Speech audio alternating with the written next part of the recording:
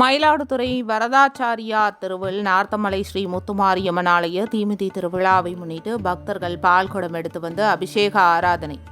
ஆண்கள் பெண்கள் வாயில் 12 அடி முதல் 33 அடி வரை அழகு குத்தி நேர்த்திக்கடன். பம்பை இசைக்கு ஏற்ப ஏராளமான பெண்கள் பக்தி பரவசத்தில் நடனமாடியது பக்தர்களை மெய்சிலிர்க்க வைத்தது.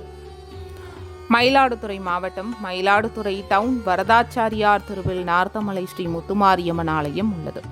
இவ்வாலயத்தில் 35ஆம் ஆண்டாக கரக உற்சவ தீமிதி திருவிழா நடைபெற்றது. இதை முன்னிட்டு பால்குட அபிஷேகம் நடைபெற்றது. பக்தர்கள் அம்மனுக்கு உகந்த மஞ்சள் நிற உடை உடுத்து பால்குடத்தை தலையில் சுமந்து காவிரி கரையிலிருந்து பம்பை மேல வாத்தியங்கள் முழங்க ஊர்வலமாக ஆலயத்தை வந்தடைந்தனர். இதில் ஏராளமான ஆண்கள் பெண்கள் வாயில் 12 அடி முதல் 33 அடி அளவுக்கு குத்தி நேர்த்திக்கடன் செலுத்தினர். தொடர்ந்து அம்மனுக்கு பாலாபிஷேகம் செய்து வழிபாடு செய்தனர். ஸ்ரீ முத்துமாரியம்மனுக்கு சந்தனக்காப்பு அலங்காரம் செய்யப்பட்டு மகாதீப ஆராதனை நடைபெற்றது.